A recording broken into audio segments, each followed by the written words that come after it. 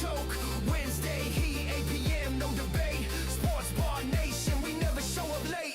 Oh, this is the Sports Bar. Wednesday nights we go hard. Veterans strong and we stand tall. WTF Nation, we run the ball. Hey, hey, turn the lights on. It's Sports Bar, come get your hype on. Hey, turn the lights on. It's Sports Bar, come get your hype on. WTF Nation, Wednesday domination. King and coach in rotation. The Sports Bar's sensation. From kickoff to buzzer beaters, we break it all down. Wednesday 8 p.m. the live show in town. It's the Sports Bar where legends hang out. WTF Nation Radio. We out.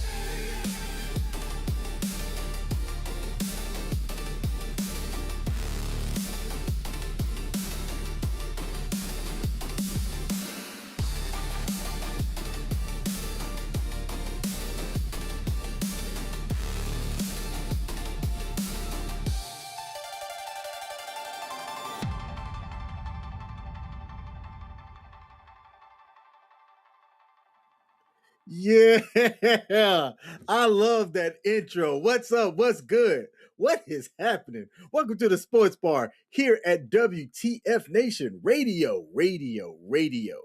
I am one half of this thing, the actual King Smith, coming at you live Wednesday, December the 12th, December the 10th. Hold on. Look, I know it's been a minute, but here's what happened. We had the holidays. We had some sick stuff. We about to go back onto another break, but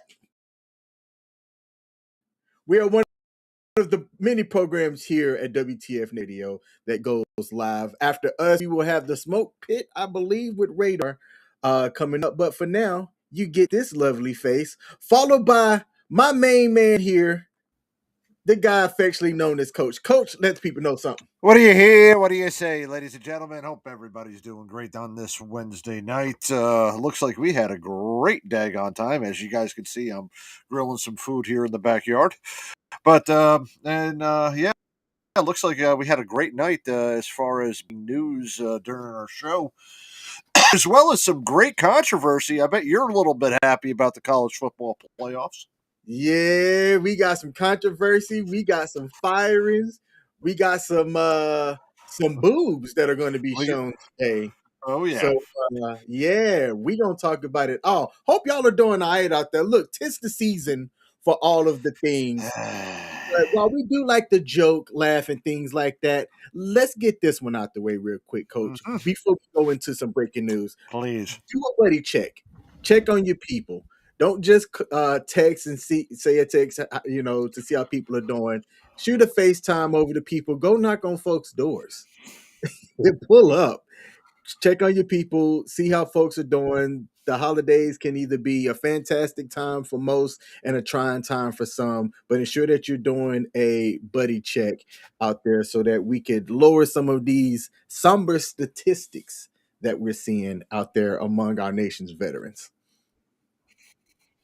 Yeah, please. And the Department of the Army is doing the right thing by making sure everybody's checking in with their leadership during the holiday breaks. I know my office has been doing some stuff and putting a push out to make sure we're doing checks on people and having those hard conversations that we may not have, because this is a time period to kind of get back together and go celebrate the year that we've had.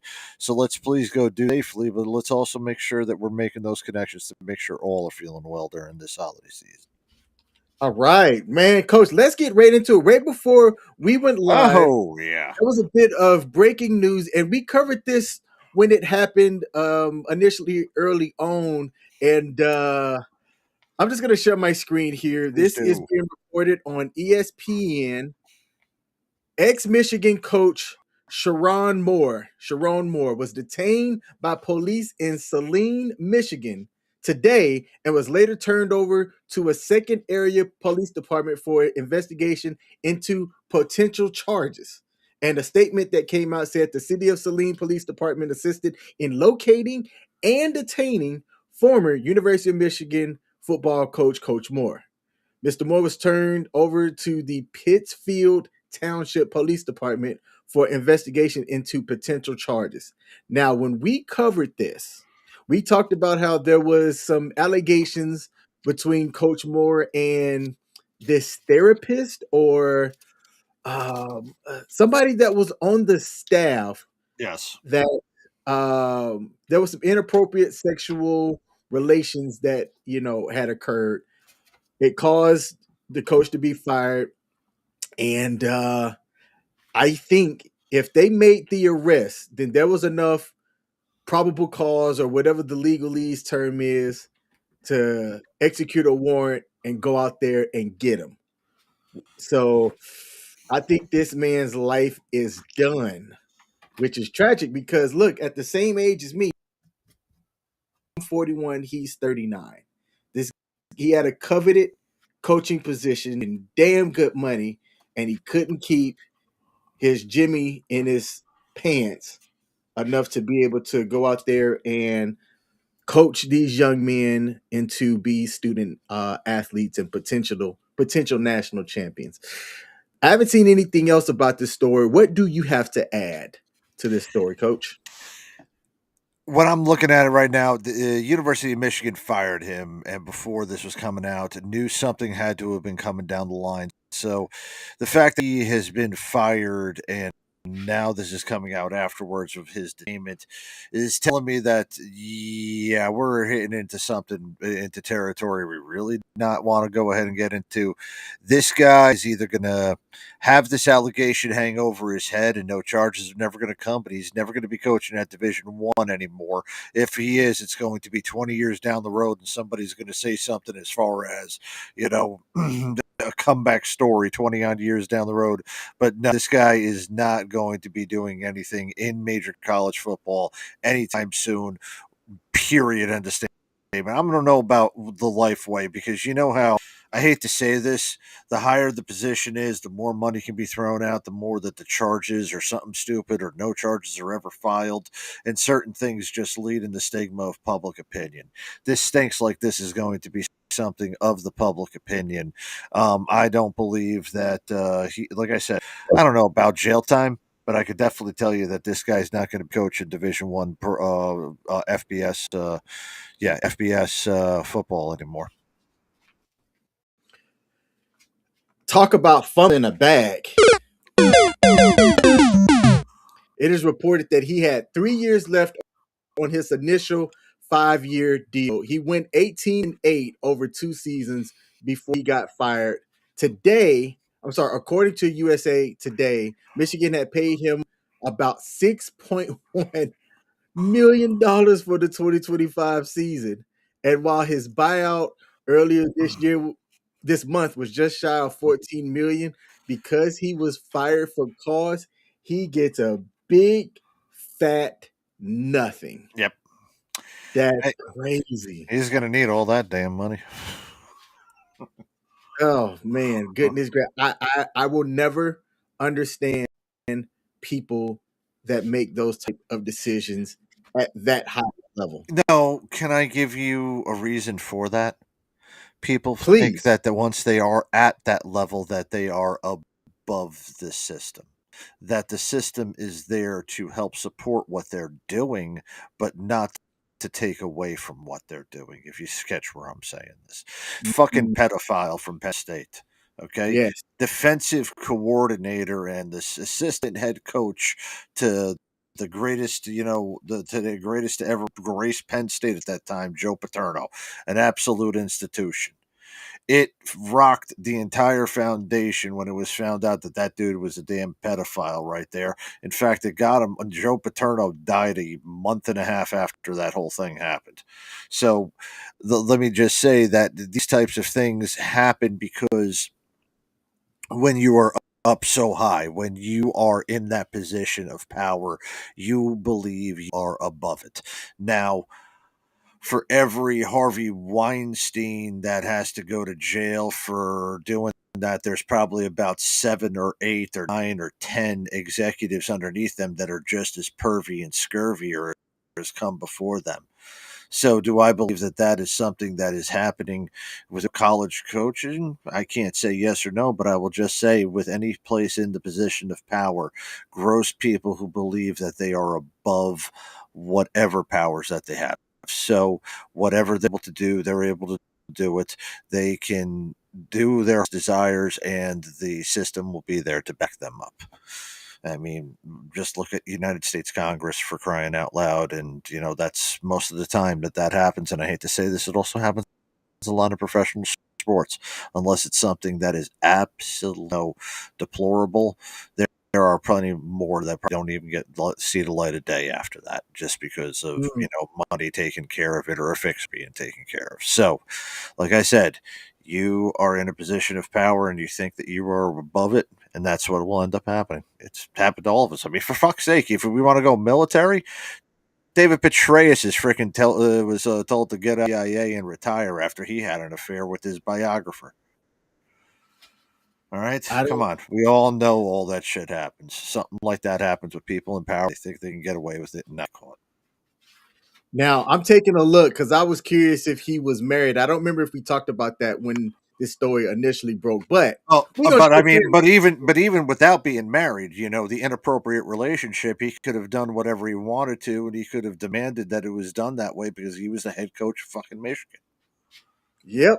Oh, Now, if we go back, what's funny is that here's a on this is on Coach Moore's Instagram. Now, this was back in 2018, uh-huh. but this is him at a Puff Daddy show Oh dear God, God with Almighty! with him and his wife. And the last posting that he has of him and his wife on his Instagram, which he's not been active as of lately, but this is a picture of him and his wife celebrating their 3rd anniversary. They got married in 2015. They have 2 kids together, and I'm really curious what happens in his personal life if she stays through everything or if she takes her bag and runs. I think, well, you know what? I don't know if she'll stay, but it would be kind of nice just to see both of them in the same prison as, Diddy. In those pictures from that 50% produced for everybody with Diddy in prison, right? Yeah. Have you watched it Maybe yet? have I watched? I've watched little bits of it. I haven't seen the whole thing yet. Everybody that's watched it has said that it's actually done really well and that there is a lot of things said in there that's like, yo, that dude was a whole monster. No, and maybe Sharon Moore might end up over there with Diddy over in prison. We don't know. I doubt it though, but uh, hey, he might be over there. It would be ironic too. You know, What's that? it would be kind of ironic if Sharon Moore and his wife's wedding song was by R. Kelly.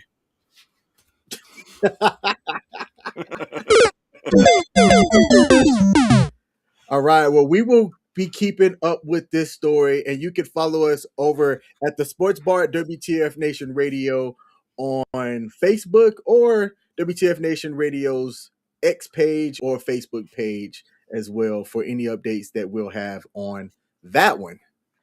Next up Mhm. here, ah, let's just, you know what? What are we gonna rip? Gloat a What are we bit. ripping off now?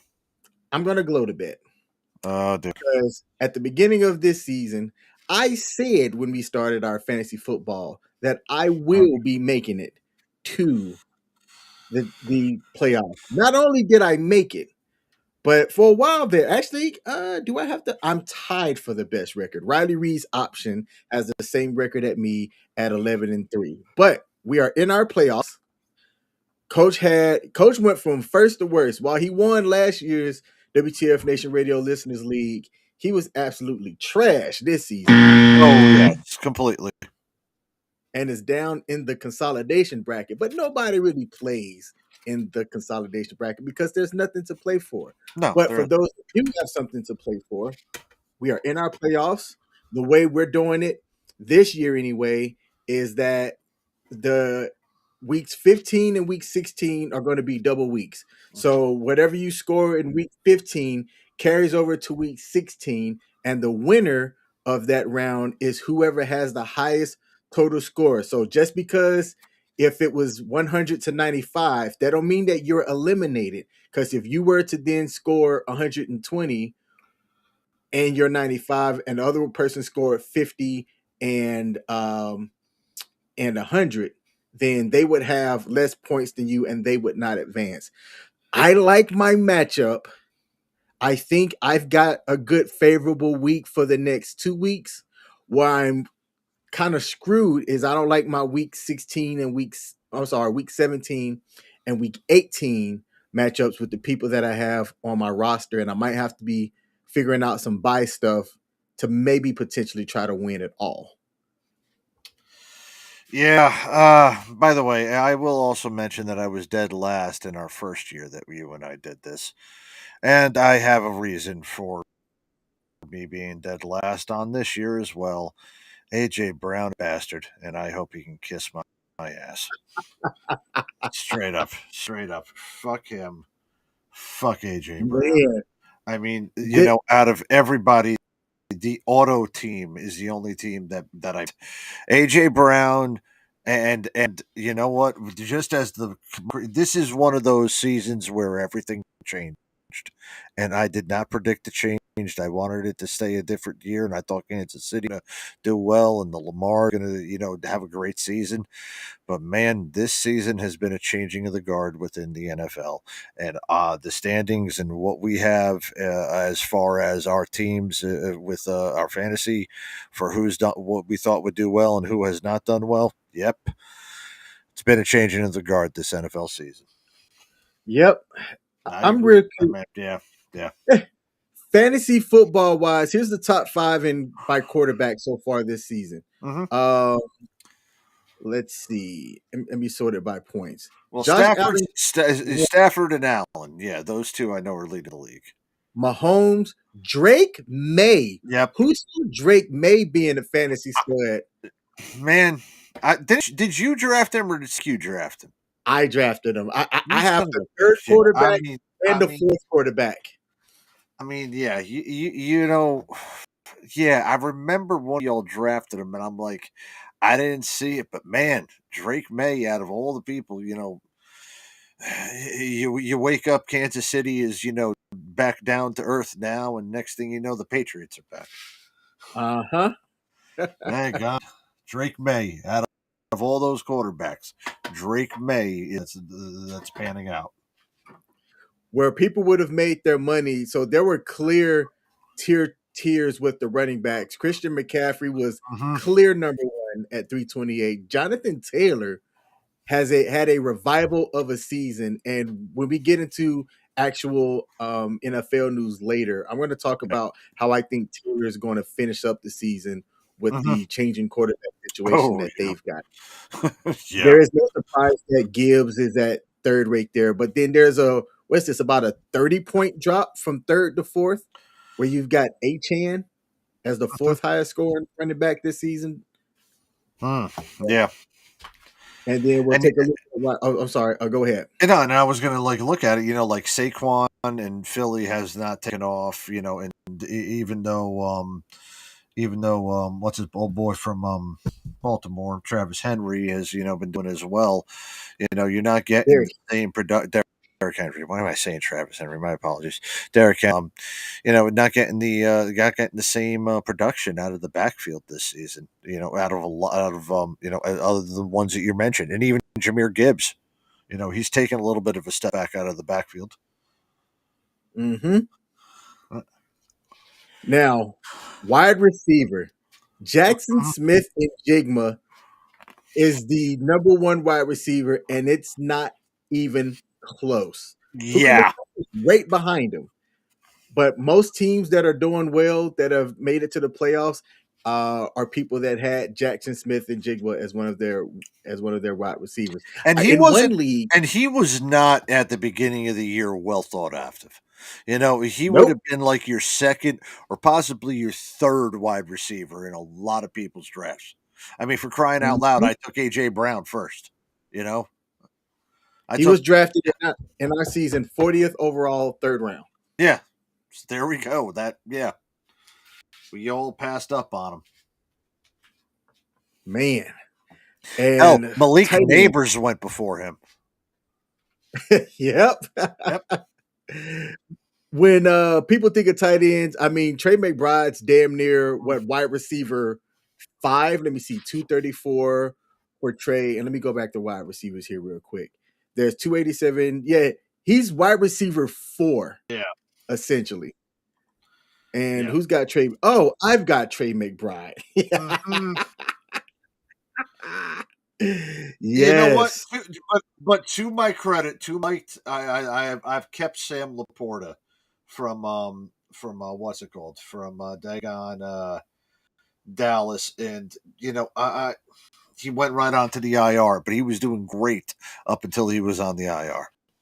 He was the only one keeping me in any type of shape whatsoever for a while. Yep. Mm. Now, in our fantasy league, what's at stake here? A $50 Amazon gift card and some Jordan Air ones. Coach, I wear a size 11 and a half. I'll be talking to you when the fantasy season's over with. I'll just give you a pair of mine that I got in there. I'm 11, 11 and a half, and a 12. Those are the sizes that I buy. Actually, I buy anywhere between 10 and a half to a 12. 12 goes right between me and my son. We'll both wear them. I know that's an extra pair of socks. But for 11 and a half, that's that catch-all size that if my son can't find a pair that he wants and I can't find a pair, we will go up to that size to try to say, hey, we'll get it in there. So either one of us could wear it or we got it for for one of us at that size. But I'm a true 11. He's a true 12. We meet at the 11 and a half. 10 and a half. Nice. 10 and a half, that all depends on what kind's happening. And I've got a pair of J Balvin Jordan 2s that I've got my eye on. Hey. Yeah. Does anybody in our audience know who J Balvin is? It's that size, but I doubt it. I severely doubt anybody knows who that guy is. Yeah. Man, I'm trying to look. We are getting chats, but the Mhm. chats aren't showing up. Let's see. Can you see the chats on your side, or are you looking at it? No, I can't see anything on my side, man. The only thing I see, the screen for us. So I didn't see if there's any chats up. Yeah, here we go. Okay, I got that. Yeah. I might have to do it this way because I'm afraid to hit the refresh button and then everything just ends. Yeah, that would kind of suck. All right. Shout out to Pop Culture Warrior for being in the building. Dr. Dre, when talking about Coach Moore, said that Coach Moore fumbled over 12 million. Look, that's a huge fumble. Huge fumble. I'm going to play a video before we transition over to our next topic. I want y'all to take a look at this video and tell me what y'all think.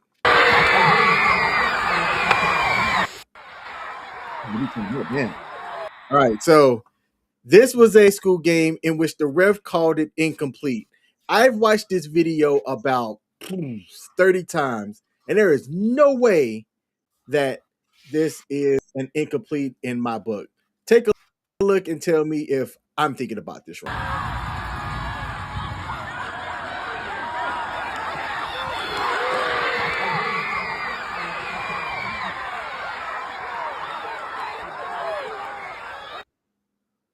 I know I will be highly upset. So I'm going to mute the video because it is loud. So I'm going to see if I could go back and play it where he caught it. And of course it won't let me. So let's do that. And let me add it back. Oh, everything wants to act up today. All right, so I'm going to take it off and bring it back. And I'm going to see if I can pause it here. So this guy, right here, he catches it. Okay. He takes about 4 or 5 steps. Right foot. Left He's got foot, it secure. in hands, brought it back, third one, let it go. And then he starts celebrating, which in my opinion, there's I talk about discipline all of the time. My uncle, when I played prep ball, he would always say, act like you've been there before. And for some reason, that always stuck with me. Act like there before. So whenever, always keep the ball until I walked to the referee and hand it to him. I didn't care how excited I was. If I got excited after the fact or on the sideline, but never until I gave the referee the football. I never really thought about it like because of reasons like this, but I mean, man, I wish I could slow this down. This cat took bop, boom, boom, boom, boom, boom, boom. He took about 4 You got steps. Everybody's celebrating because it's a touchdown. I think somebody's paying that ref.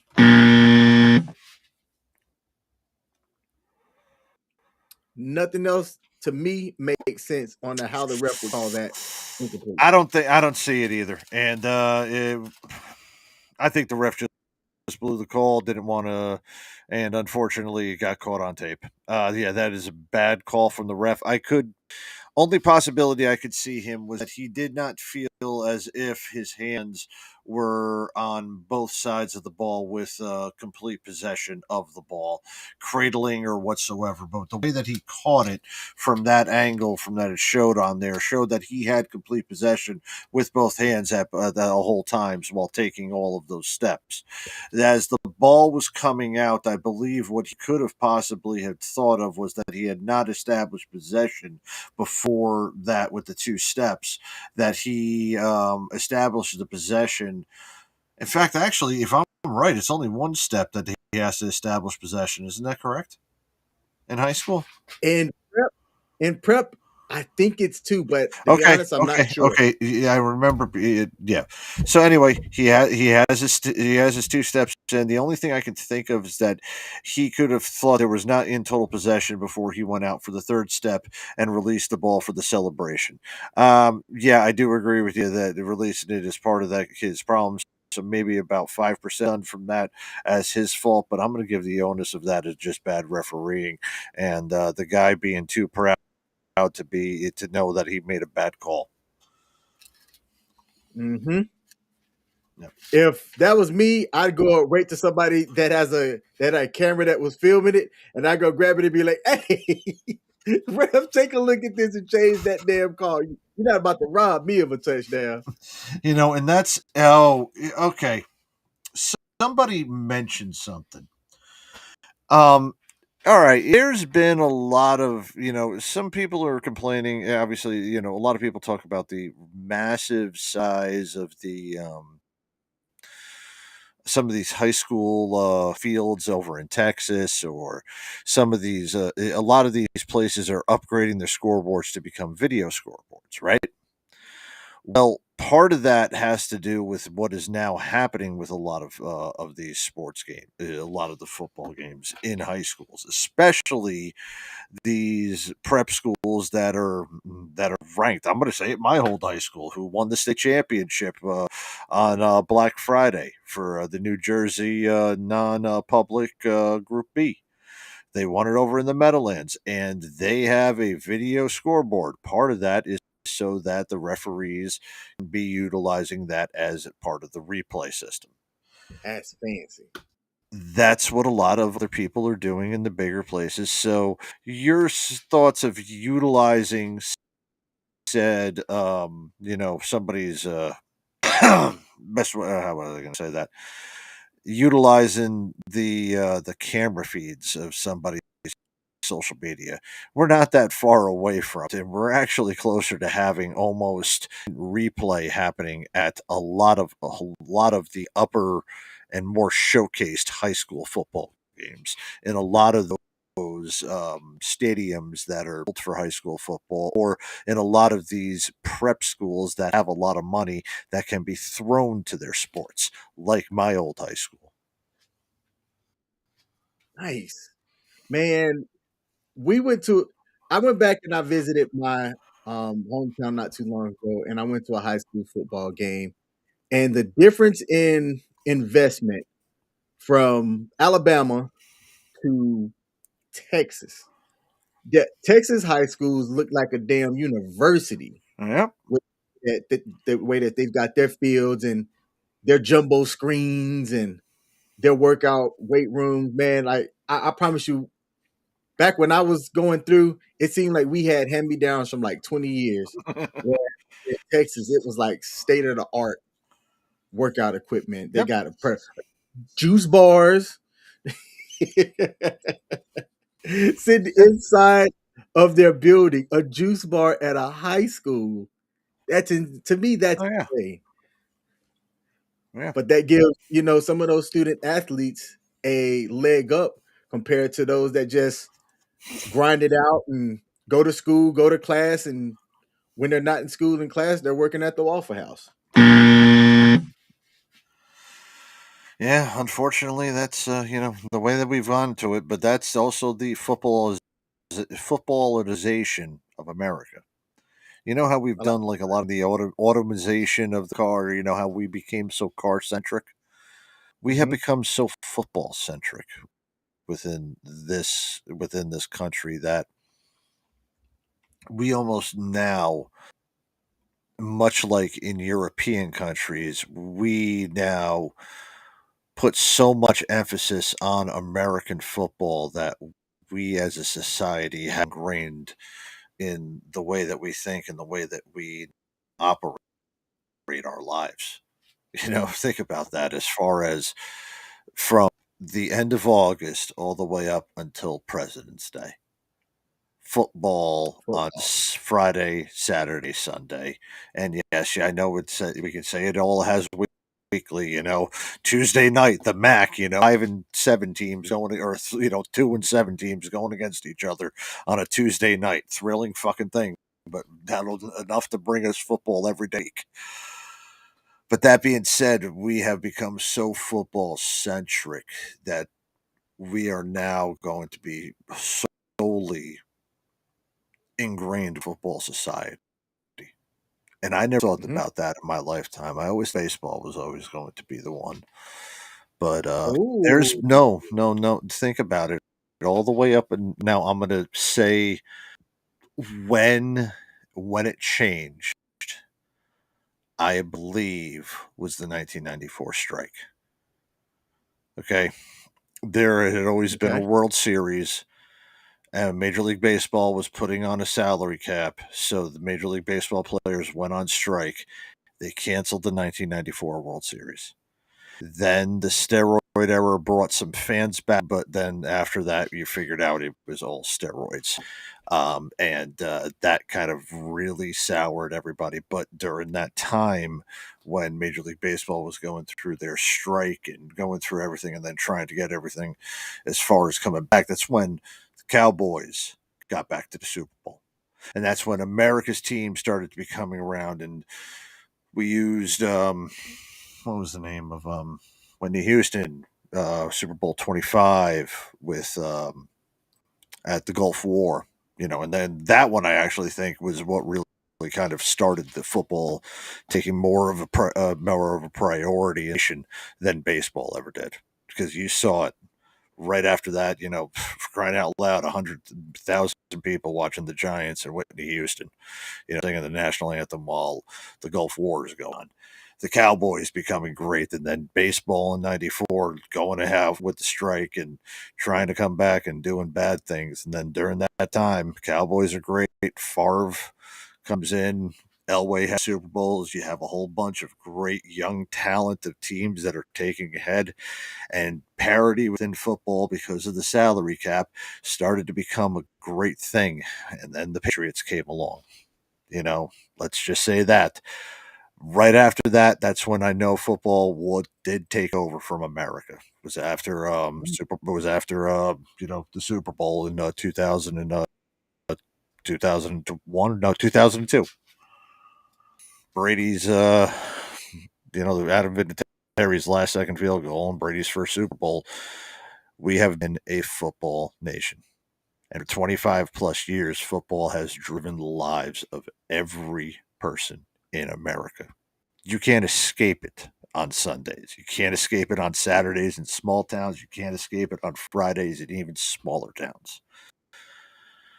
Football will be that, and what we have done now with football and investing everything in football is going to be equivalent to what everybody else in the world has done with soccer. We're on the lowest of levels, the clubs have, youth programs to start them from going on up. It's just like we do in America. So I'm glad that we have these big ass screens here because, well, that's going to be a norm 50 years from now when we're off of this earth or we're going to our 70th freaking, class reunions. And we're going to have a floating screen that's going to show instant plays of high school freaking football. We're going to have asshole refs like that one who missed the calls and call a freaking touchdown and a shift off of their own egos. Who was the NFL commissioner before Roger Goodell? Paul Tagliabue. Paul He just Tagliabue. passed Yeah. away. No. Yeah, he passed away earlier this year. I don't remember how long ago, but yeah, Paul Tagliabue was the commissioner of the NFL. God, all the way up, until what's his name took over. Yeah, Man, I missed that news. well, yeah, we were on break. Right here. It was about a month ago. Almost Yeah. exactly a month ago. We were on break when that happened. It happened. It happened the week. It happened the week of Thanksgiving. We weren't going to do our show that week, so that's what happened. Man. Yeah. All right. Let's see. Let's take a look at another video here. I'm going to ask the people that are watching, is this bad sportsmanship or would you have done this as well? Take a look. You're a mean one, Mr. Green. You really are. I got to mute that. Okay, so I'm going to replay it again. This looks like a co-ed softball league in which you have a how do I describe this person? Rubenesque. Somebody that doesn't look like that they run a lot. Yeah, that word is at the plate. They get good contact. Hits the ball, bow. The shortstop catches it, right? And instead of throwing it, it looks like he's about to throw it, but then he sees this lady that's jogging. I could have been running faster than this backwards. And then he decides, you know what? I'm going to sprint and haul ass, which person is. But at my age, I'm period, unless I'm running away from like a big ass scary Doberman. And he decides to just run and beat her to the bag, and she stops. And he tags her out at first. And a lot of people in the comments are saying that was bad sportsmanship, but I look at it differently. I think, hey, if you're out there to play, you got to be in shape. You hit the ball, you then reward your effort of making contact, and you get to the base. I don't blame the guy whatsoever, but coach and the players out there, what do y'all think? Yeah, the shortstop hauled ass, and so did the batter. The batter hauled ass. Too bad she had to make 2 trips.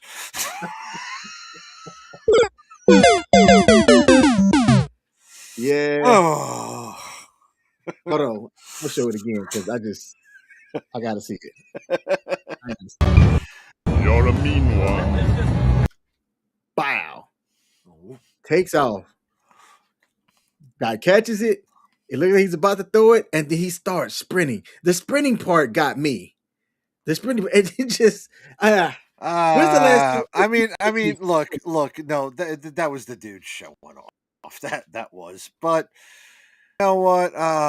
I don't know. Maybe he's that ultra competitive guy that has to win in every single one of those. He is playing shortstop, so I will give it that he has a little bit of athleticism. So that being said, no, she should have been, look, she was jogging, and I think if she would have continued to jog all the way through, she would have, the jackalope would have had his comeuppance.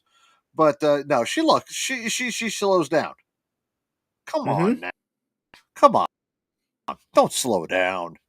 You can go through it. All right. This is like the ref. I said the kid was about 5% wrong and the ref was 95% wrong. All right. I'm going to give Speedy Gonzalez over there. I'm going to give him about 65% he's in the wrong, but I will let to say that Miss Rubenesque over here is definitely 35% in the wrong. Okay. Probably one of my favorite comments is somebody said if she would have bunted the ball with her backside, it might have been a home run. That one made me chuckle. Yeah. All right. Now we're going to get into the college football playoffs. This Okay. past week. Thank God, man. This You know, past every time weekend, you say this and I don't know what's coming up, I'm always thinking you're about to say, and next we're going to talk about the WNBA, and then I got to get pissed. So And last but weekend, now talking about college football playoffs, yeah, we gotta undress a lot of things.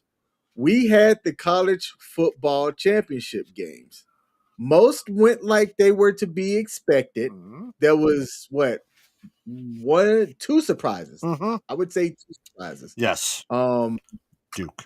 And it got us into where we're at today. The Duke Virginia game was definitely a surprise. Mm-hmm. I didn't think that UVA was going to drop the ball the way that they did in that game, and Duke pulled it off to win in overtime. Virginia didn't have a chance. Losing made a lot of Hurricanes fan happy. Yeah. Do you think though that with the way everything played out, so Indiana beat Michigan didn't hurt anybody. Bama losing is a surprise that we're also going to talk about as well. But do you think that Duke playing spoiler pissed a lot of people off? Because I think it did. Not only did it piss a lot of people off, I think it irrevocably is going to college football because of ramifications of what ended up happening with that. And I'm also Mhm. going to say that a week one game suddenly became a deciding factor that is also going to mess around a lot of different things within college football. So, Duke winning. I thought it was the freaking straw that was going to break the back. And I'm loving the fact that this was going to happen because there's always in college football some type of mess up at the system, especially with the way that they have selected who goes on with this college playoffs. It's a bunch of athletic directors. There's no independence to it. These committees over here are doing this as far as without any type of, and they're making, I'm going to say this, without any type of ruling, without any type of judgment, and without any type of transparency. They're making it up as they go along. So Ooh. to have this system broken by Duke winning, yes, it did, because in turn, a team that did not play in that game, Miami, gets into the college football playoff. The only thing that matters. The only bowl games that matter, these college football playoff games. And yeah, now the team who doesn't even get in gets out of there. They end up bumping a freaking 2-loss Notre Dame team who was ranked higher than most of the people that were on that, but he's all of a sudden out, and then knocks out another team in Texas who has a loss with a first-year starting quarterback week one against number one Ohio State. That will never happen again. I know I just went from jump to jump to jump to jump, but every single one of these things right here happened. And all of that right now has caused a lot of, well, I'm going to say this. Now it's like with what happened after that loss, and we'll get to Notre and bring up. I mean, I know you want to talk about. I want to talk about Notre Dame. You might want to talk about Bama and how they ended up staying in despite losing, but they have broken the system year two into this. So there's going to have to be a revision in how these conferences are seated, where a James Madden gets an automatic bid Duke. They should. Yeah, they should. They should, but Notre Dame does not get in, or Texas does not get in. BYU, I mean, like I'm saying, right now, yeah, the top four, you had no problem. Nope. No, top four, I would have had no issue whatsoever. And by the way, hats off to Indiana for not paying their players over the past 100 plus years of college football up until about 3 years ago. Apparently, they were the only football program that said, "Oh, that's it. We could pay our players. We never did that. Yeah, we know that. But for the last three, you did. And guess what? Great job. Now you are number one." Fucking program that didn't even exist before. Okay. But the top four they got right. 5 through 12, you fucked everything up. And now you're going to have to justify not only a larger playoff system, but you're going to have to go through an entirely different system. College football right now is breaking itself apart. We have bowl games that are supposed to mean something, and those are the only bowl games anybody wants to watch, which has now screwed over every other bowl game that is happening from the time Army Navy plays up until the end of the year. You have screwed this up, and now college football is going to have to do something much more drastic to fix what has happened here. And then, like I said, that's college football wise. I know you want to talk about Bama. Please go ahead and talk about Bama, because I want to go on about how bad this is hurting Notre Dame. I'll be brief. I've said very publicly, and I'm going to put my rational hat on. All right, so this is me putting my rational hat on. This Alabama team hasn't showed me that they're a championship team. I said it.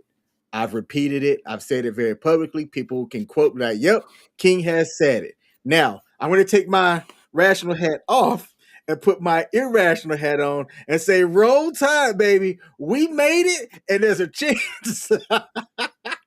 And look, no, you are right. Didn't last year it went chalk all last year. So 5, 6, 7, 8, right? Mm-hmm. Shit, it did go there. So I don't know. The sets came in the next round. I would say, I don't know. I don't like Oklahoma, so fuck. You are going to have to end up playing Indiana, and I don't know. Indiana is first time here. Bama, Texas Tech. Mm-hmm. I don't think you would get past Texas Tech. No offense, buddy. Sorry.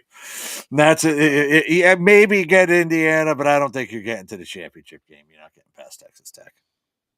If you do upset Indiana. Interesting.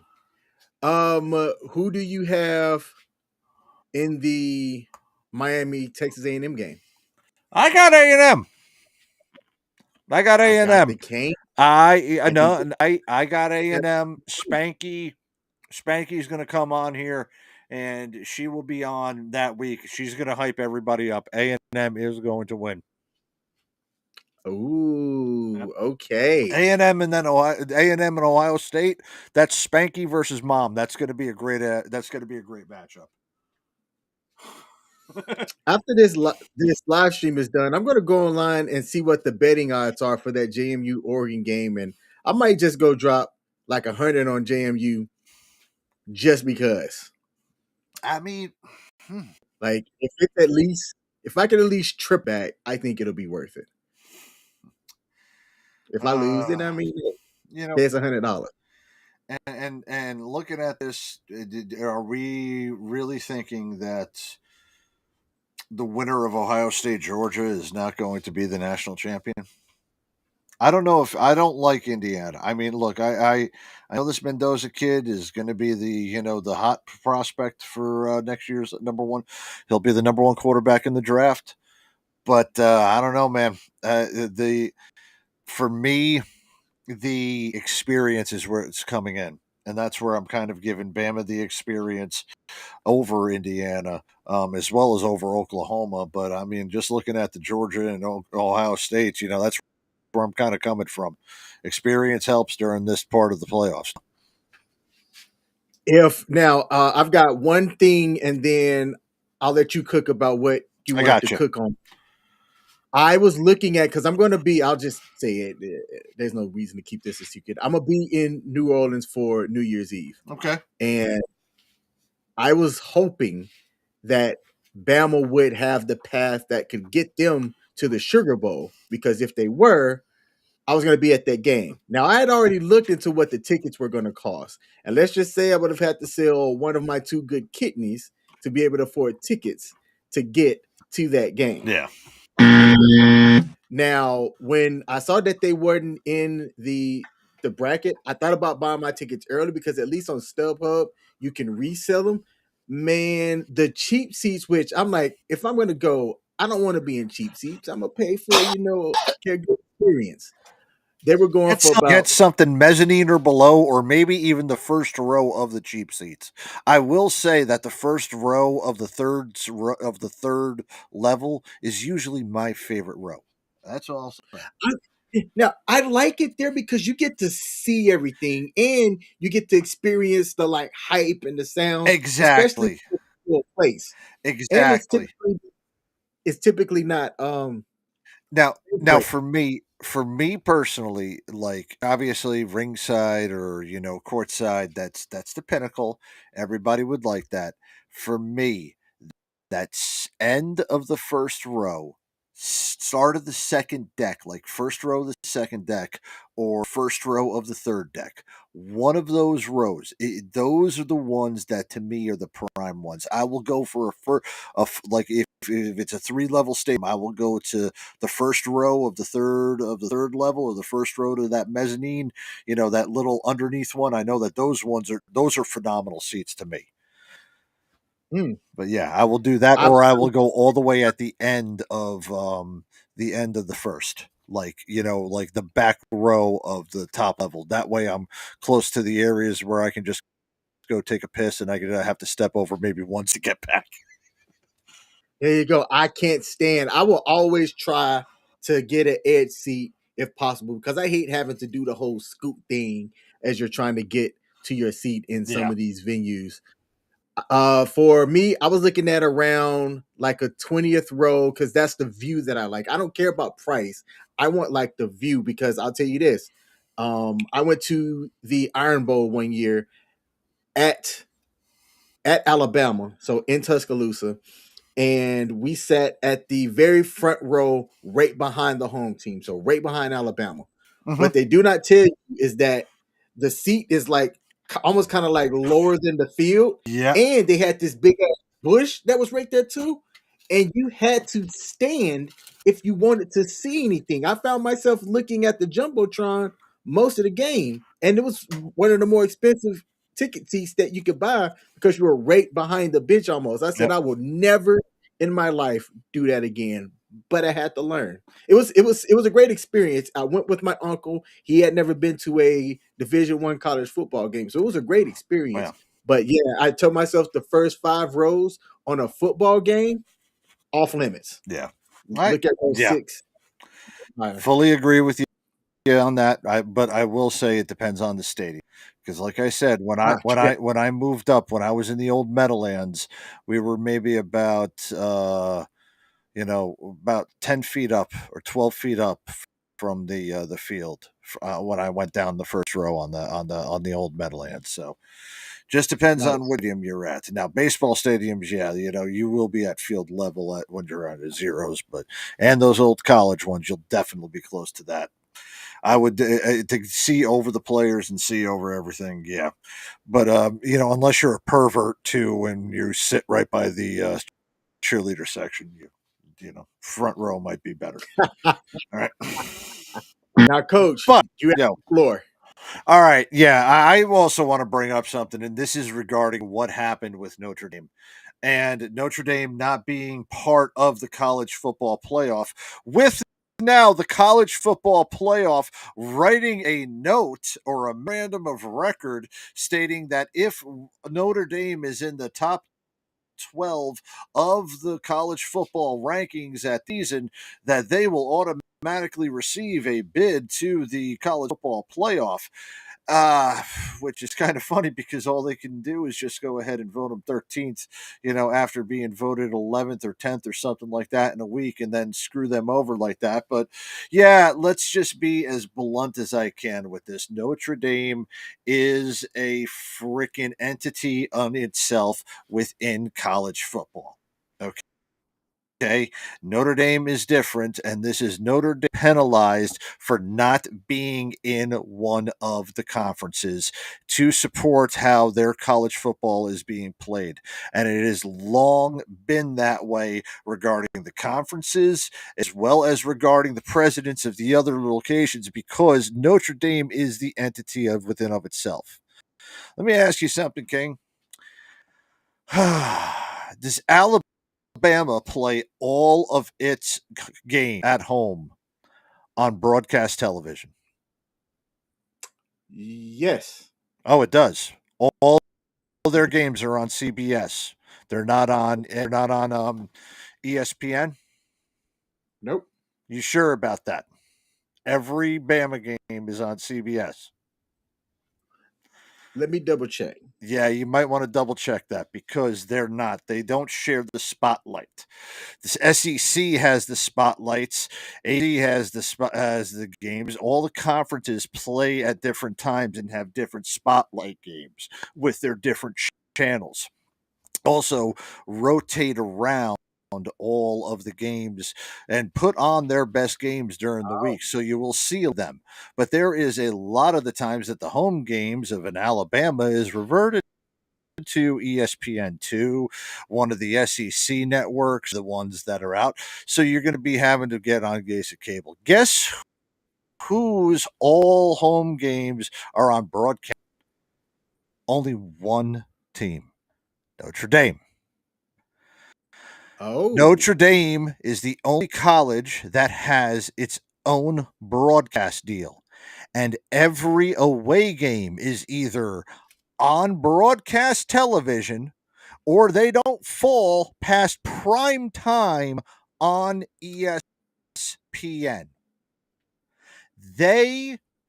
No matter where they are the entity upon themselves and have stayed independent throughout the entire process of the consolidations between all of these damn leagues that has gotten rid of conferences, histories, gotten rid of bowl games, gotten rid of rivalries for the sake of the money.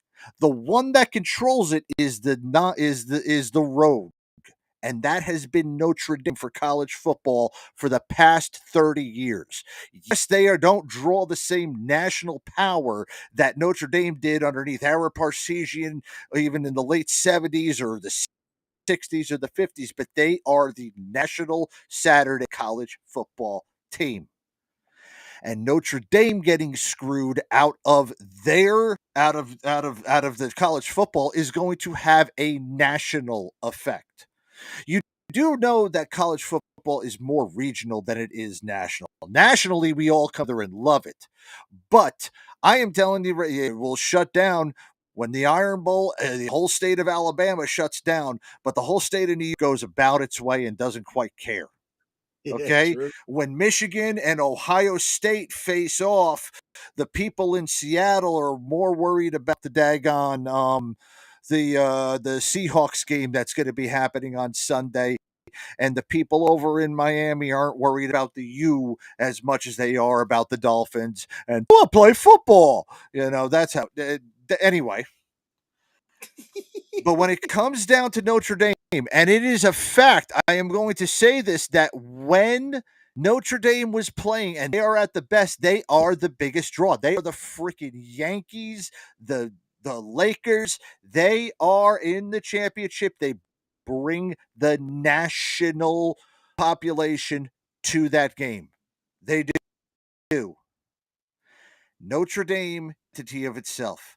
And Notre Dame got screwed out by the ACC because the ACC wanted to keep its relevance as a conference because Duke was not a legitimate chance to get in. And guess what? You screwed it up 2 years ago when Florida State lost in the AC championship game, and then you gave the bid to somebody else and did not let Florida State play. Now, while it was the right decision, it started that, and we discussed that 2 years ago. You remember that? Mm-hmm. You remember that whole damn thing happening? That Yep. started this. Now, with Notre Dame being bumped out of this daggone thing, you now have set off something within the ACC, a conference whose football has gone downhill very, very quickly. And it's not coming back up. And I'm not too pleased about that. Done something else that this is what's going to the most. Okay? What conference does Notre Dame participate in for the other 22 collegiate sports that they play outside of football? Ooh, I used to know this. I don't know. The ACC. The same conference that was bugging the committee about making sure somebody from their conference got in. Miami. And at the cost of Notre Dame, who deserved it quite possibly more than Miami did. And I will say it, probably definitely more than Miami did. Notre Dame should have been in there instead of Miami. But you had to bring it up in the conference because you screwed this thing over like Duke. And it all started back 2 years ago with Florida State. So, you woke up the giant. You did the big mix. You messed it up. And now you have stuck yourself into college football, into this part of the relevance. College football right now has been drawing the money hand over fist, and now the money's going back to the players. But because of the way that the unregulated NIL deals are happening, college football is in a state of constant free agency, money spending, and is now a professional business model. Yep. It has ruined rivalries. Rivalries don't mean anything anymore because their rivalry games don't quite even matter. I guarantee you that if Michigan had won against Ohio State, they would not have cared if Ohio State had won the next day, because guess what? It would have ended up being that they would have been the Big Ten championship.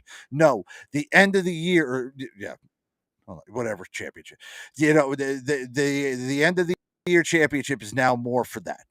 The 12 or so. Well, hold on. I take that back. Yeah, the 11 bowl games that we have listed up here for the college football championship bracket are the only games that truly matter. The other bowl games, while we did laugh about, watching the Pop-Tart Bowl and the freaking Shooter McGavin Bowl or whatever else of bowls, guess what? Those don't matter anymore.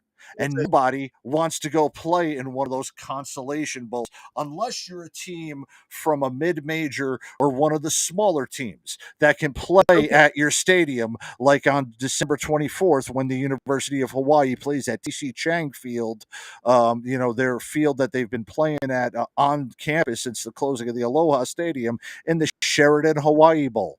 That game only comes every time that Hawaii is bowl eligible. Do you know that?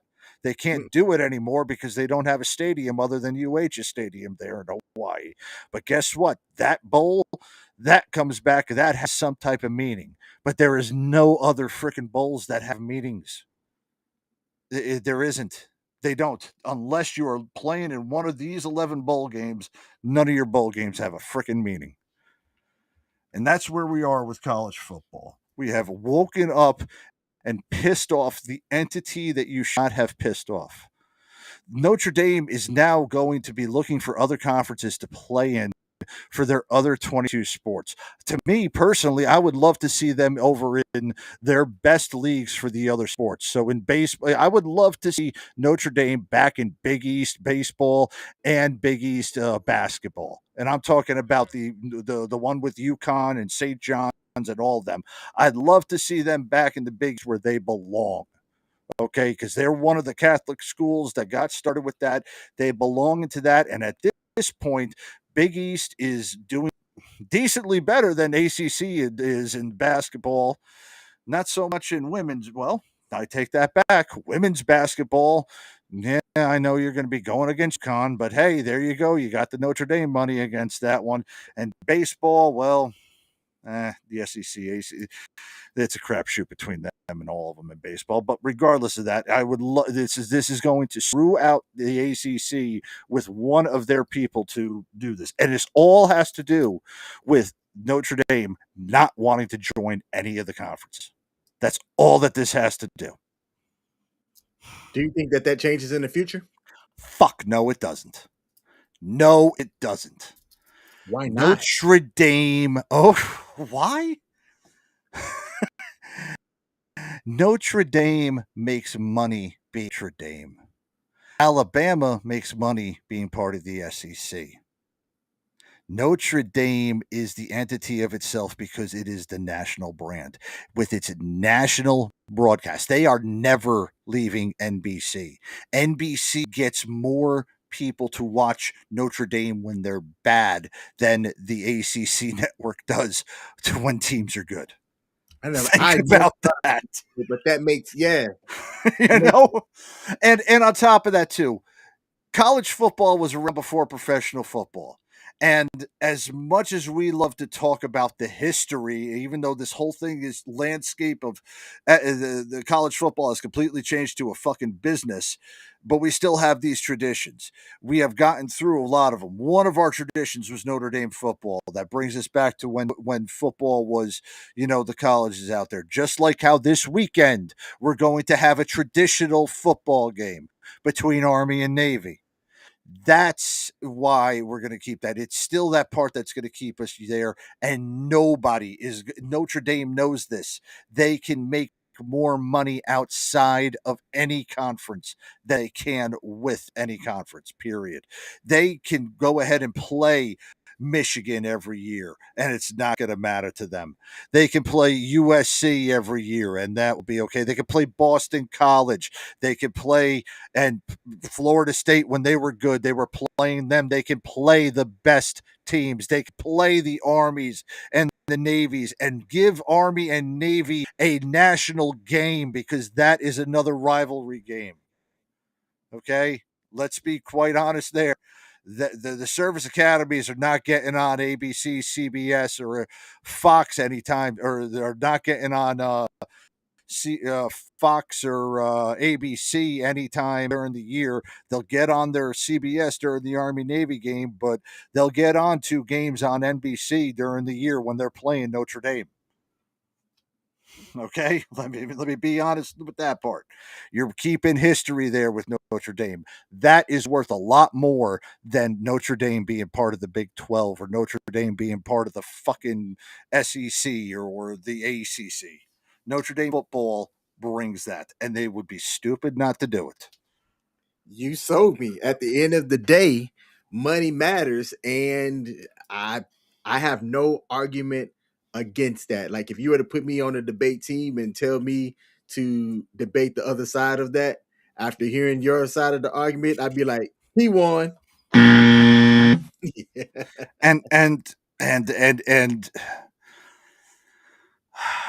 there's always the exceptions to the rules when it comes to how teams, franchises, whatever, operate.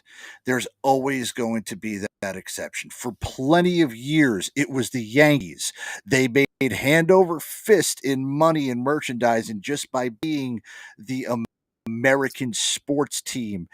But no, the Dodgers have become the international team, and their logo is also and their brand is also making hand over fist in dollars internationally. So there have been the exceptions, the big spenders, while everybody else has had to worry about payroll and investments. The Lakers have always had the lures of other things to bring the best of the talents over there, such as Kobe and Magic, and then later on in with LeBron. There's ways to bring in, and your franchise will always have inherited things that will always be best to them. In motorsports, Rick Hendrick and Joe Gibbs Racing are teams for Toyota and for Chevrolet, and those will always be the best engines because they deal straight with the manufacturers there, so they will always have that leg up. In college football, Notre Dame will always have the leg up, and they will have the leg up on every team, regardless of what conference, super conference that they make together, because none of them. Oh, and here's another fact. This is an absolute fact here. Think about this. No other football team, college or professional, shares the one network broadcast than NBC and Notre Dame do. And let me bring this up. NFL, 425 games, there's always 3 games on in the afternoon. So there's always never that broadcast. Okay. There always will be that broadcast game for Notre Dame. Always. Every year. They will always be there. They're the only team that will have a national free broadcast game. That's pretty cool. And they will share that by themselves. That's the way it is. And you know what? There's also one other game that does that too. That also shares a spotlight and will never have anything else against it. You know what game that game is? Mm-mm. This Saturday's Army-Navy game. Army-Navy. Yep. I had to bring that up. I had to bring that up because the Army-Navy is this Saturday.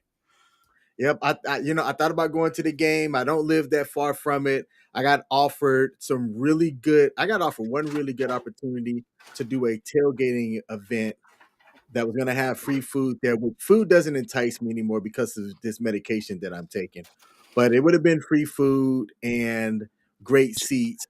Is a certain veteran organization that has a office in Washington D.C. not doing an event out there? There is one VSO that I'm aware of that is doing an event out there. Why don't you just tell me and I'll get you on that one? It's not like you don't know people there. Oh, that was one of the. So when I say multiple ways, I had about 4 or 5 different ways of getting to that game and it being an experience. So not just like I've got to weigh in. No, it would have been an experience too. I had the opportunity to shake some hands and things with some very important people, and like I said, it's too damn cold. All right, that I gotta agree with because this past weekend I was freezing my butt off, and I was outside for the majority of the weekend. And yeah, I do not want to be out in the cold anymore. It is going to be a freezing cold this weekend, and I don't blame you whatsoever. All right, Coach. Before we go to the next topic, which is going to be, I've got some updates to our breaking news earlier. Mm-hmm. Who do you have as a national champion? I'm going to pick Bama, and I'm wearing my irrational hat while doing it. I am bringing my rational hat and saying the team with the experience will be, so I am going for back-to-back national champion Ohio State. Okay. All right. Shout out to God Happened to Me over on YouTube. Said, happy December, gentlemen. Hey, appreciate you tuning in, baby. Thanks for tuning in. Thank you, Michelle. All right. So let me stop sharing the screen here. Sorry, I didn't know if you heard me in the back. I had to take my heat gun to my what's it called, my watch. It started getting. You ever get that crap in your watch? I think everybody here kind of knows what that I'm talking about, right? You get the little dots and the condensation right there at the face of your watch. Man, I've only worn smartwatches for the last 15 years. Okay, see, I still go old school, and look, I still represent Jet Watch. It's kind of a nice. That's a nice one. Though. Yeah, but I've been wearing this one for a bit, and I just got a little bit of condensation on the inside. So if you ever do that, okay, and if you do have an old watch or you do have a classic watch, um, take what you do is you take your obviously make sure the thing's off, but you take one of the heat guns right there and you just push it up onto the face for about 30 seconds, just like that. And it'll start evaporating all of it'll start heating up all of the condensation inside there, bringing it down so that it gets it off of the face and out of it, and then it'll naturally aspirate outside of it and ensure that it will be gone from your watch. So just to No, let you know, that's how you kind of do that. And that's what I was trying to fix right there offline. So about that. it's all good. Going back to what we talked about earlier, it looks like social media sleuths are reporting the woman that is a part of the allegation. It is a lady by the name of Paige Shiver, and she was Mm-hmm. an executive assistant to Coach Moore in 2024. He also followed her on Instagram, but after the news broke today, she deleted her X account the same day that the news today broke out, as well as Coach Moore being detained by the Popos. And when you take a look at the lady, Coach Moore's got a certain type. So this is the report. Allegedly, I'm gonna say we're saying allegedly over here at WTF Nation Radio. This is allegedly the woman that is involved in the scandal. We're gonna call it a scandal, and the allegations against Coach Moore. The man definitely has a type. What do we say? What do they call them? Snow bunnies? Snow Bunny. Yeah. Overly Oh delicate. man, he's got some explaining to do to the wifey. We Yeah. all know who Simone Biles is, right? Oh, let me see. Gymnast from Norfolk, Virginia, gold medalist, about yay tall. Her husband's a third-rate wide receiver or something like that. Yeah, I think I've heard of her. All right. Well, she's then gone out and showcased her new tatas. Oh, okay. So this was on her TikTok, and she went and got some work done. And when she had revealed them not too long ago, it was pretty apparent. People were like, something's changed about Simone Biles. Okay, okay. No, I'm gonna give that to her because look,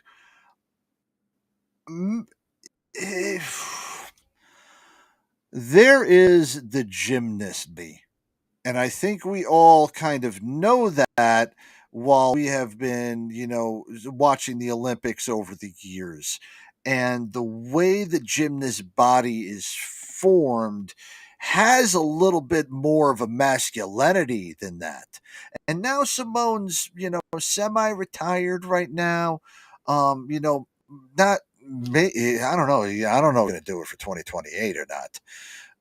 But I'm not gonna fault her for that. That's fine. And look, let her do that. I'm okay with that. Good for her. Good for her. Hey, the people that should care about it are her and her manses, Yeah. and you And and know, and, and yeah. if she likes them, and I will say, yeah, she they look better. I like it better. I would. Yeah. All right. You know where I mean with that with the gymnast body, right? Yes, Yeah. flattered. Yep. There is that. So for me, look, and if she's happy with them, great. And look, if it's literally, I would say this with her body type, they may just be like a B cup or something like that. And that fits her body fine. I just got a note from an assistant producer that said that Mark Sanchez put out something on his Instagram page that was an apology but Oh, I'm not seeing it. Get deleted. he I might see. have. I see a video that's talking about it. Said that this time of the year always makes me look around and appreciate what matters, but this one hits different. Mark Sanchez posted a message on his Instagram that says, "I'm just grateful to wake up and be home. I'm able to be wrap my arms around my wife and kids. Thank you to the people who kept me standing."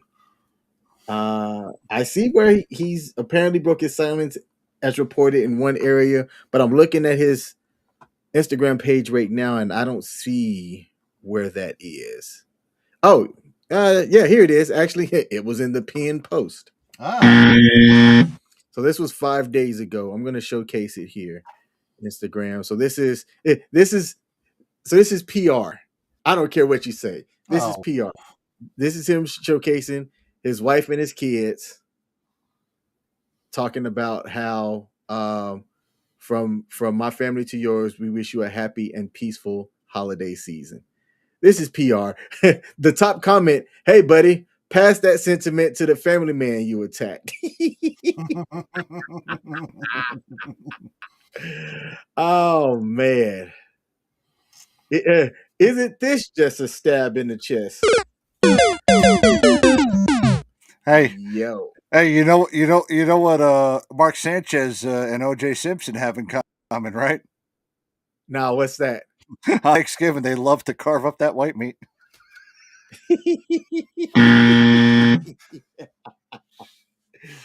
Oh man. Let's take a look at the NFL news here and then we will wrap up the show. Moving over to the NFL. This NFL's been a year that it's kind of forgettable to me. It has been a forgettable season. The teams that are at the top don't seem like they're supposed to be at the top. My Ravens fans are Raiders are already eliminated. Commanders, Giants, Falcons, and the Saints and the Oh, Cardinals. I didn't see here with the Cardinals, which the NFC West and is very competitive. and Did I miss a team? yes, you. Browns. Oh, my bad. I missed two teams. Browns and the Jets. All right. We have 3 more 16 weeks left in the NFL. fucking years in a row, baby. Several teams vying for some playoff spots. There hasn't been a team yet that has locked up the division, and the NFC West is the most competitive, with the Rams at 10-3, the Seahawks at 10-3, which nobody saw that, and the 49ers at 9-4. You know who saw that 10-3? Sam Darnold did, and Sam Darnold did that also last year in Minnesota. And look, Minnesota is this year with J.J. McCarthy behind the quarterback. I am going to say something here that I cannot freaking believe. Ooh. Sam Darnold is a legitimate NFL quarterback. He is. He is. He is. He is. And Nobody really talks about that. yeah, and you know, I think we talked about that well in the beginning of the year because they were doing real well. But also, I'm going to say that with I keep on messing up his last name. I know Smith Nagaba or what's the last name again? Smith and Jigba. I don't want to. Yeah, exactly why I don't want to fucking say his last name. Okay. I can say Noah Kaniga, but I cannot say that guy's name. All right. But anyway, as I'm saying that, with having him is Sam Darnold there's a reason why Justin Jefferson was really great last year, and there's a reason why Smith and guy is is that good. And Darnold, and I wish maybe the Jets would have kept him, but it's all right. Much in the same way that I wish the Giants, I'm pretty sure the Giants now with Jackson Dart's okay, but last year would have rather have kept Daniel. Well, actually no, maybe they would have been better off without Daniel Jones, but Daniel Jones is now out, and he was doing pretty well in Indy, but man, they're looking pretty bad over there in Indy right now. They don't have much at the quarterback. I mean, they've got a worse situation than the Jets do. I can't figure out why they're going with what they're going. They should have been one of those teams that, because Daniel All right. Jones's injury status early on, like it was before the trade deadline. They should have been making a move then, and they didn't. And now their postseason chances are going to hurt because of it.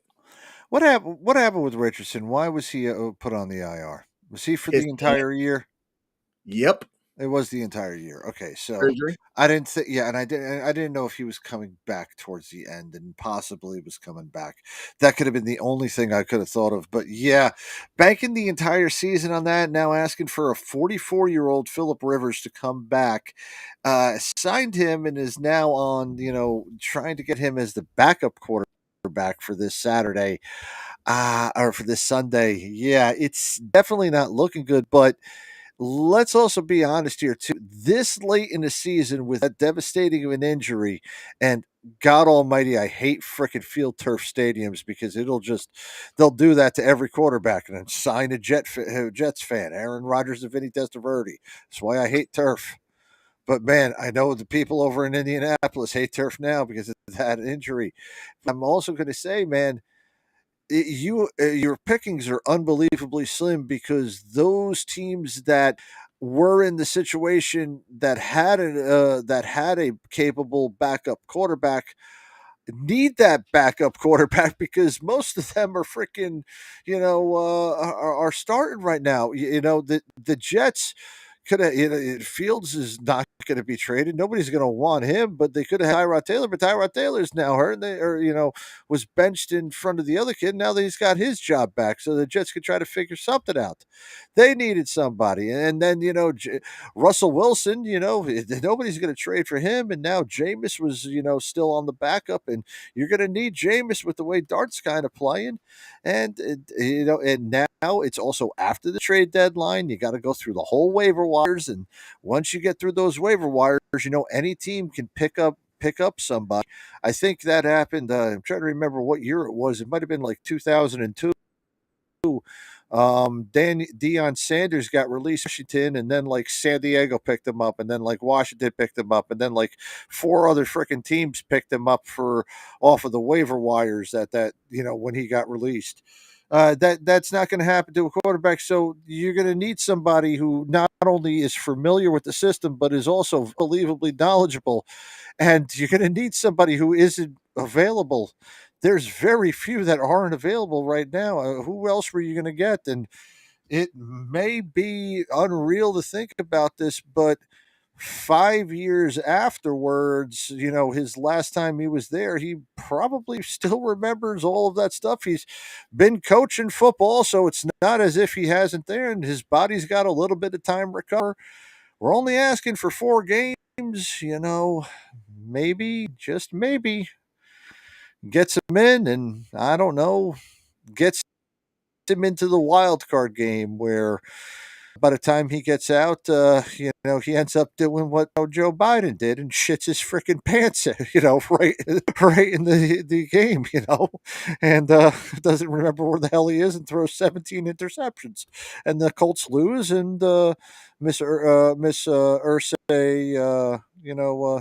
has a terrible look on her face at the end of the game, the look of disappointment in her Balenciaga sneakers, you know. What the hell is her name again? God, Ursay Gordon, right? What the Looking it up now. Yeah, you know who I'm speaking about. The We talked about her. Yeah, we did. Carly. Carly, yeah. Carly Ursay Gordon. Yeah, Carly Ursay Gordon. Yeah. She's going to have a very disappointed look on her face, and but hey, get her to the playoffs at least. I kind of like her, and maybe just one win is going to be needed in the next 5 games, I believe, to get them into the playoffs. I mean, what are they at, 9-4 right now? Going back to the standings, the Colts are at 9-4 or 10-4. 8-5. They're 8-5. third in the division. The Jaguars are above them at 9-4. Oh. 2 Jaguars wins. 9-4. The Texans, who had a great win, Yeah, last week are 8-5 And tied. 5 tied with. Yeah, I mean, you got no other choice. Pray for 2 wins, and one will get you above 500, which is at the beginning of this season something not a lot of people thought you were going to be. Use Is that it as a bad building that block. Yep. Is it bad that I'm smiling that the Commanders have lost 8 in a row? And matter of fact, do they have the longest? They've got the longest losing streak. They do. The Giants are right after them with seven in a row, Um, and the Raiders as well with 7. I mean, all right. This is where I don't think anybody who saw the Commanders after last year, and going from the NFC Championship to one of the worst teams in the NFL. Nope. This is where I kind of, the craziness of the season has come up, but I also believe that this is kind of like the changing of the guard season. So we're going to be seeing some craziness. I never thought that the Commanders were going to be out, and I don't think any of us thought that daggone the quarterback, was going to be as injured as he was and regress. But you know what I did? You know what I did want to say, and I know we're talking right now about some bad teams. I want to shine the light on somebody, just so that I did say something positive. All right. All right, who's that? Hats off to Shedeur Sanders for passing for 395 yards and 4 touchdowns. The highest totals of a rookie in this season. The only rookie to do that, I think, since Cam Newton. Great job. But did so in a loss. Look, hats off to him for a great game in a loss. As a Jets fan, I don't give a flying fuck about how well Justin Fields did in a loss, or how well anybody else did, or especially how well Zach Wilson did in a fucking loss. I don't even know how well Zach Wilson may have thrown for 400 yards once, and I would have never have known, because most of the time it was in a fucking loss. So Shedeur Sanders, when you do so in a win, like Cam Newton, that was the guy who I was thinking of, then we can start talking about you. And regardless of this, I still think he's still a raw quarterback, raw talent. I watched the ran for 3. No, sorry, ran for 1, threw for 3. Okay, so that's for the 4 touchdowns, yeah. And I want to go back and I want to see what the odds were in that game to see who was favored to win. Let's see. When I look at it, 3.5 points in that game. I saw the final score, and it just, is it coaching? Because their defense doesn't look bad. Their defense looks great at home. Yeah, at home. You're right. And their offense is talented, but they just can't seem to get right. And it's frustrating because, I mean, let's just be honest. Between the Jets and the Browns have a lot in common, especially about losses. When one thing, it's an organizational type thing. It doesn't have to do with freaking just coaching. It has to do with head to toe, from owner to freaking staff to coach to team, the whole attitude about the whole organization. That's where that comes. Teams that are bad, don't have a shining example, great game from something, or good teams. Like if Ben Roethlisberger had 395 yards and freaking 3 touchdowns and rushed for a 4th with the Pittsburgh Steelers, it would have been a win.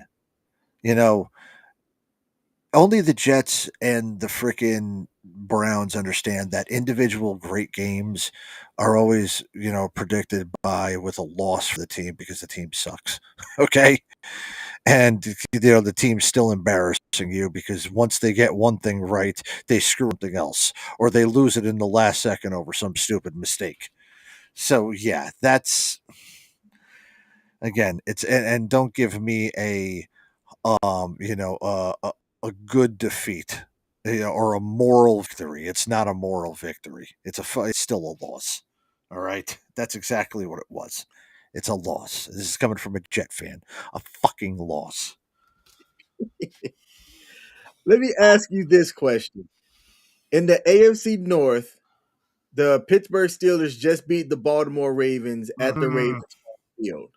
The Steelers have the following games remaining: the Dolphins, Lions, Browns, and the Ravens to finish off their season, while the Ravens have the Bengals, Patriots, Packers, and the Steelers. Right now, the Steelers are up one game for the division lead. Who do you think finishes as the division lead in the AFC North? The Ravens or the Steelers? What's their records right now? Right now, the One's 8-5. The other one's 7-6. Right? 7-6 Steelers. The Ravens are 6-7.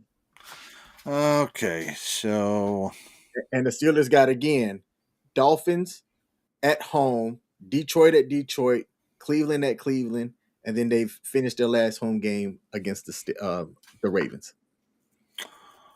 all right.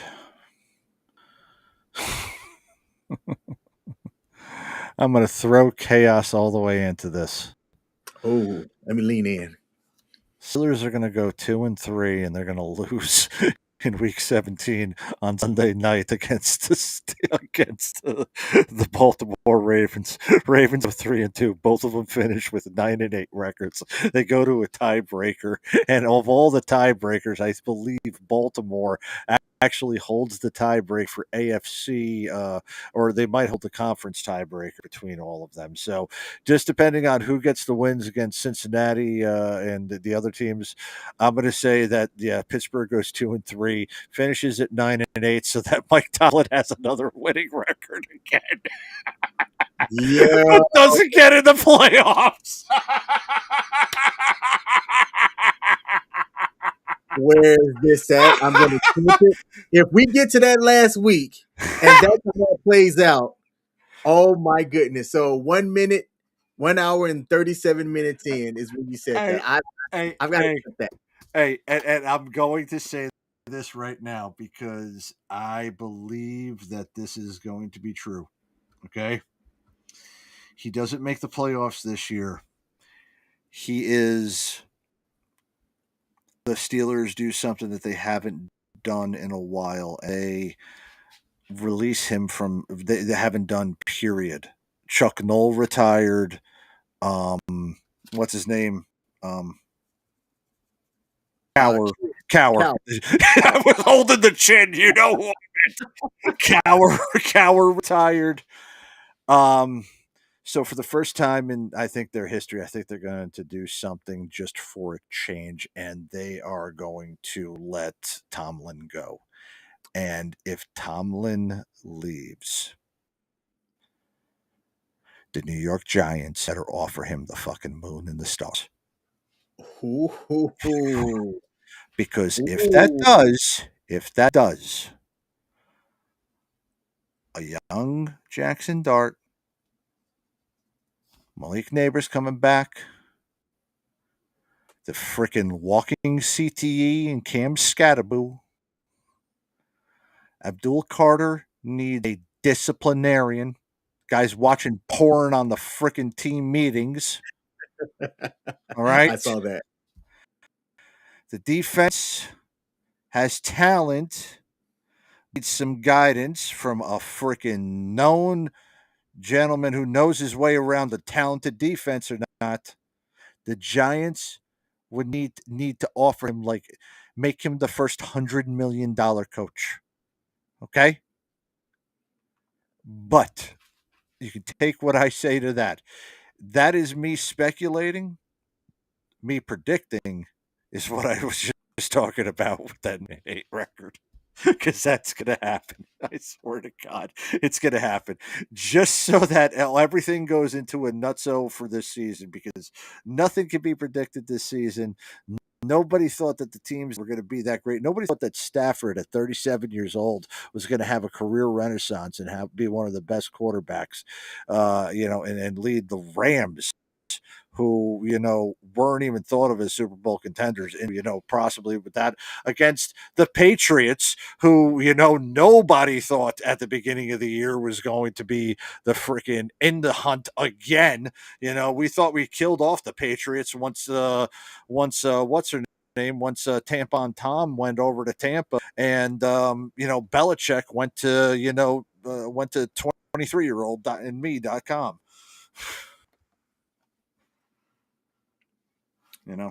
But yeah, I heard what you said. I'm looking at. yeah. I got a text of the charges. This hasn't been substantiated, so I'm not going to post it. I'm not going to post it. But is there a way that I could show it privately to just you? No, I'm not. Facebook. They are. Can you put it on the? Can you put it on the? What's it called? Can you put it on the chat on Facebook? Yeah, I'll do that now. Matter of fact, put that in the sport. Yeah, put that in the Sports Zone chat. Save image. It's going there right now. If this hasn't been substantiated, but this is one I've seen this in two different places. Sports Zone. Let me put this picture up here and click send. If they're able to actually charge him with what I've got listed in there, that's bad. And if they have evidence, Alrighty, yeah, that's all right. So evidence comes in. Yeah, you're definitely looking at some. We might have a different story. So maybe tune into us this at 8:00 next week, so that we can discuss what might be happening. Yeah. It's also being reported, but this isn't substantiated, that during an argument with his wife, he threatened to unalive himself. He then drove into and broke into the home of said assistant, where he held a knife, where he held an object to his own body part, and threatened to both unalive him and that staffer. He was then intercepted at a local church after his wife provided his phone's location to authorities, and is now in protective custody. Yikes. Yo, that shit. Well, Yeah. Guess what, everybody? Guess what, ladies and gentlemen? Not a single motherfucker is going to be talking about how Notre Dame, by next week, not a single person is going to be talking about how Notre Dame was screwed out of the college football. That's all I'll say. Let's leave it at that. Nope. Yeah, like now on Twitter, this is one of the more trending stories that's going out there. It's all Facebook and Twitter, or X, is catching this, and everybody's commenting about it. So that's going to be the main topic over the next couple of days until the next news cycle pops out. Yep, that's it wouldn't surprise me if that is what they call first segment news. I'm talking first segment news on every, like, okay, this is one of those ones that gets picked up by the talking. This will get picked up on the Today Show tomorrow morning. That's the judge of the talk. It's the things in the morning, breaking late news will be on the first segment of the Today Show. Yep. Guarantee it. All right. Let me take a look at the calendar to make sure that we do have a show here on WTF Nation Radio afterwards. I don't see where Ice is not. I'm not Ice. Goodness gracious. Radar. I don't see where Radar has off. So for those of y'all that are supporters here at WTF Nation Radio, Stay tuned after we go off, as my main man Radar will be on live with the Smoke Pit. He came on earlier last week when we didn't have a show, and people are like, "Wait, this isn't Sportson." I was like, you know what? He's just a less handsome version of both you and I. Coach, close us out. Yeah, he's got the skin color of me and the hair of you. Ladies and gentlemen, I do want to say that, yes, I alluded to it. So this Saturday, Army Navy, go Army, beat Navy. Yes, Navy sits down to piss. Everybody knows that you know, if Maverick went to Navy, you know, Goose would still be alive. Okay, if Maverick went to Army, Goose would still be alive. All right. No kid ever said, "Hey, let's go into the backyard and play Navy." No, nobody did this. In fact, I'm going to also mention this right here. Every song about the Army is about us going to war. The songs about the Navy are about homosexual encounters over in the submarines. We want you with the boys in blue. Oh yeah, in the Navy, you can sail the seven seas in the Navy. The fucking village people think you fucking fuck Navy. Okay, yes, Navy. Nobody cares about Navy. Navy sucks. And guess what? That's coming from US Army WTF moments. So listen, that is another thing too. Everybody, for you know, shit, we do got to get this clip out. All right. So, ladies and gentlemen, U.S. Army WTF moments and WTF Nation Radio, along with the Sports Bar, this Saturday, Army Navy. Tag us in all of your memes. Tag us in all of your pictures. If you're going to the game, go ahead and, you know, send that to us. Add us at the Sports Bar at U.S. Army WTF moments. Send in all those memes, and I guarantee you the main page is going to have a post about it. But yes, go Army, beat Navy. Go Air Force. I am the actual King Smith. This has been the Sports Bar here at WTF Nation Radio. From Coach and I give you a salute, and we're out. Peace.